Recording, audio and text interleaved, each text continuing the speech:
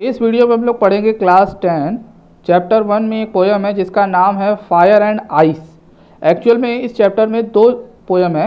पहला हम लोगों ने पढ़ा है डस्ट ऑफ स्नो, जो मैंने एक्सप्लेन किया हुआ है। उसकी वीडियोस अगर आपने नहीं देखी है तो उसका लिंक आपको डिस्क्रिप्शन में मिल जाएगा, आप उसे देख सकते हो। ठीक है, इस वीडियो में हम लोग फायर एंड आइस चैप्टर को समझेंगे, इस पोयम को समझेंगे, इसकी समरी देखेंगे और इसका सेंट्रल आइडिया भी देखेंगे। ठीक है, तो सबसे पहले हम ये जान ले कि ये पोयम है किसके बारे में। ठीक है, लिखा है अबाउट द पोयम, यानी पोयम में क्या है उसके बारे में जानते हैं। Fire and eyes is a short poem by Robert Frost.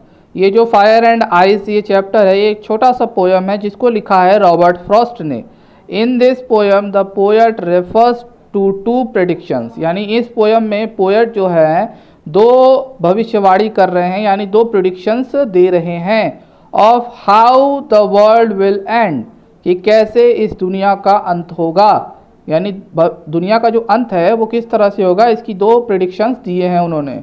Some say it will end in fire, कुछ लोग का मानना है, कुछ वैज्ञानिकों का मानना है कि ये दुनिया जो है आग की वजह से ख़त्म होगी।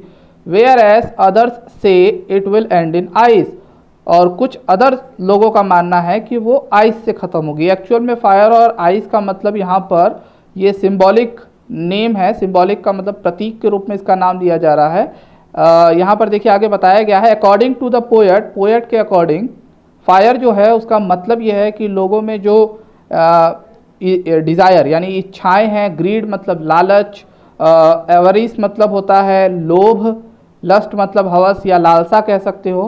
तो ये जो चारों चीज़ें हैं ये एग्जाम्पल किसका है, फायर का, यानी इन सब चीज़ों को फायर से रिप्रेजेंट किया जा रहा है। तो ये जो चीज़ें हैं ये मनुष्य में बहुत ज़्यादा बढ़ती जा रही है, लालच और इच्छा सब कुछ पा लेने की वो बढ़ती जा रही है, और इस वजह से शायद दुनिया का अंत हो सकता है।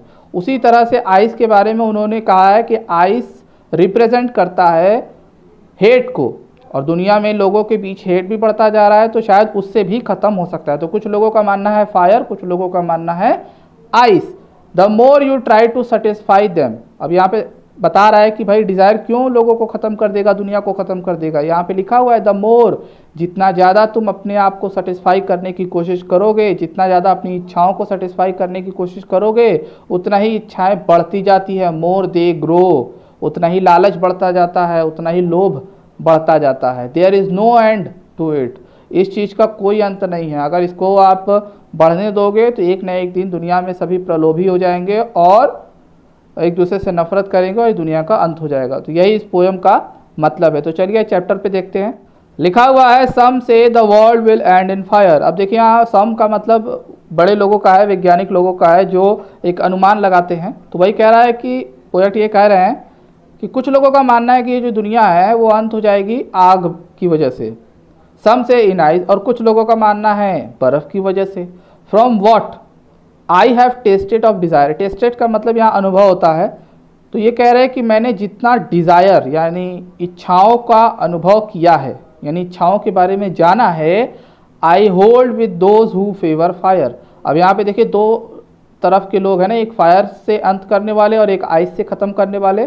तो ये जो पोएट है अपना सोच रख रहे हैं कि मैंने जितना इच्छाओं के बारे में जाना है उस हिसाब से मैं फायर से ख़त्म होने वाले लोग जो कह रहे हैं कि फायर से ख़त्म होगा, मैं उनकी तरफ से हूँ, मैं उनको फेवर कर रहा हूँ। ठीक है, but if it had to perish twice, अब पहले में तो फायर को फेवर कर दी कि हाँ शायद फायर की वजह से ख़त्म होगा। अब देखिए दूसरे में क्या कहते हैं, but if it had to perish twice, perish का मतलब ख़त्म होना, ट्वाइस का मतलब दो बार। अब कह रहे हैं अगर दुनिया दो बार ख़त्म होगी, आई थिंक मुझे लगता है, I know enough of hate, और मुझे लगता है मैंने हेट के बारे में भी बहुत जाना है। देखिए यहाँ पर डिज़ायर के बारे में वो जान लिए, इसीलिए वो किस रिजल्ट पर पहुँचे कि दुनिया फायर की वजह से ख़त्म होगी। अब यहाँ पे कह रहे हैं कि अगर दो बार दुनिया ख़त्म होगी तो शायद दूसरी बार किसकी वजह से ख़त्म होगा, हेट की वजह से, क्योंकि हेट को भी उन्होंने बहुत जाना है। नो मतलब जानना। To say that for destruction eyes, और ये कहना कि बर्फ़ से डिस्ट्रक्शन होगा, तबाही होगी, दुनिया ख़त्म होगी, इज़ ऑल्सो ग्रेट, ये भी संभव है। एंड वुड सफिस, सफिस का मतलब यहाँ पर्याप्त होना, सफिस का मतलब क्या है, पर्याप्त होना, कि भाई ये दुनिया में हेट भी पर्याप्त मात्रा में है कि दुनिया को अंत कर सकती है।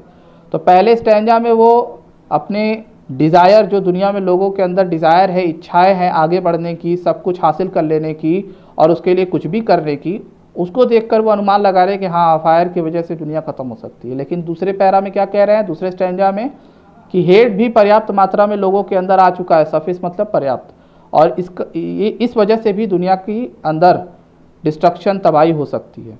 तो ओवरऑल ये छोटा सा देखिए पोयम है, और यहाँ पर फायर और आइस को सिंबॉलिक रूप में माना गया है और बताया गया है कि ये दोनों की वजह से दुनियाएं ख़त्म हो सकती हैं। तो आइए इसका सेंट्रल आइडिया देख लेते हैं। The poem fire and ice by Robert Frost, ये जो पोयम है fire and ice by Robert Frost, it expresses the ideas, ये एक्सप्रेस करता है, बताता है उन विचारों को जो कि the world would and either in fire और इन आइस, इस विचार को प्रस्तुत करता है कि ये जो दुनिया है ये या तो फायर की वजह से ख़त्म होगी या तो आइस की वजह से।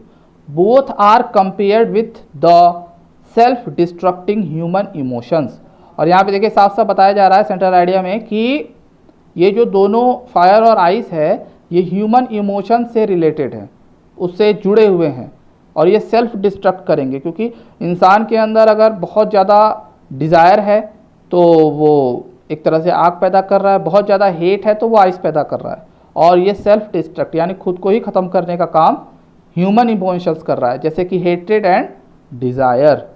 क्लियर है? He thinks fire and ice both will bring the world to an end. अब देखिए यहाँ थिंग्स नहीं है, ये स्पेलिंग गलत है, THINKS होगा, ठीक है, यहाँ स्पेलिंग सही कर लीजिएगा, थिंक्स। वो सोचते हैं, पोएट सोचते हैं कि फायर और आइस दोनों के दोनों, बोथ, इस दुनिया को अंत कर देंगे। Some say it will end in fire whereas some others say it will end in ice. और यहाँ पे जो पोएट है उनका वो ऐसा इसलिए कह रहे हैं क्योंकि दुनिया में लोग दो ग्रुप में बटे हुए हैं, कुछ लोग का कहना है कि आइस से ख़त्म होगा, कुछ लोगों का कहना है कि फायर से। According to the poet fire stands of desire, greed, avarice और लस्ट। अब देखिए मैंने आपको बताया था कि ये जो फायर का जो मतलब है वो लालच, इच्छा, लोभ और हवस है। And ice stands for free hatred, coldness and rigidity. Coldness and rigidity, coldness मतलब ये होता है कि किसी के प्रति नफरत अपने मन में पालना, ठीक है, और रिजिडिटी मतलब अपनी बात पे अड़े रहना, किसी बात को लेकर रिजिड यानी कठोरता प्रस्तुत करना।